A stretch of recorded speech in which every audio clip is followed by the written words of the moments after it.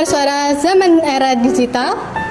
Hari ini kita akan membahas suatu topik yang gak cuma seru, namun juga sangatlah penting. Judulnya adalah keadilan sosial di era digital, mimpi atau kenyataan. Di sini aku Laila sebagai host dan ada 5 anggota lainnya, yaitu Saya Nasya Delina. Saya Tiara Fitriana Surya. Saya Usama Abdul Azim. Saya Muhammad Rizky Ardiansyah. Dan saya Fatan Sabini Rosadi.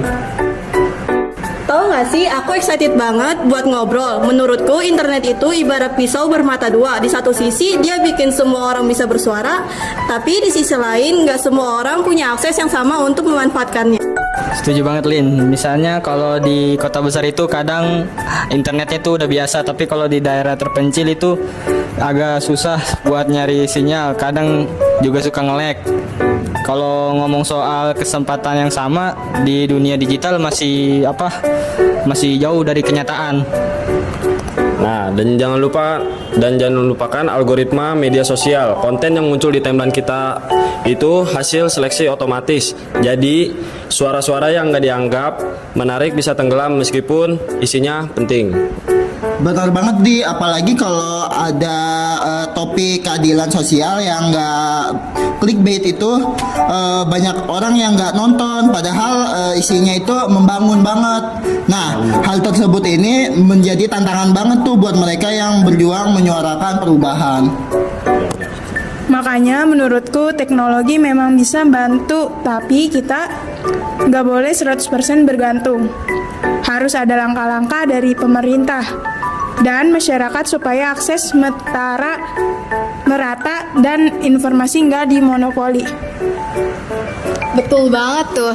Tapi aku penasaran, menurut kalian di era digital ini apakah peluang untuk keadilan sosial lebih besar dibandingkan di era sebelum internet? Kalau dibanding dulu jelas lebih besar. Dulu informasi cuma lewat media mainstream, sekarang kita bisa bikin konten sendiri. Cuma tantangannya adalah memastikan semua orang punya kesempatan yang sama untuk bikin dan menyebarkan konten itu.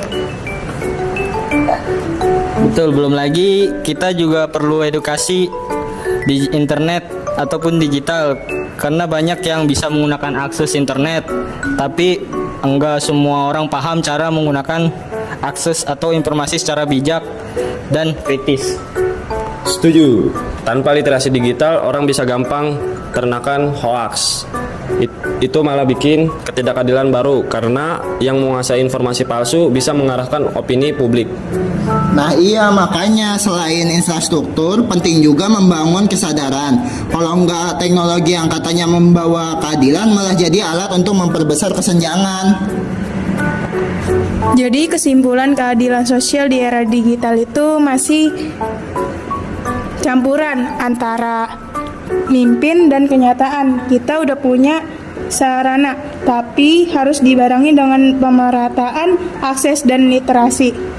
Terima kasih buat semua yang udah sharing hari ini. Kita bertemu lagi di episode berikutnya. Bye-bye. Bye.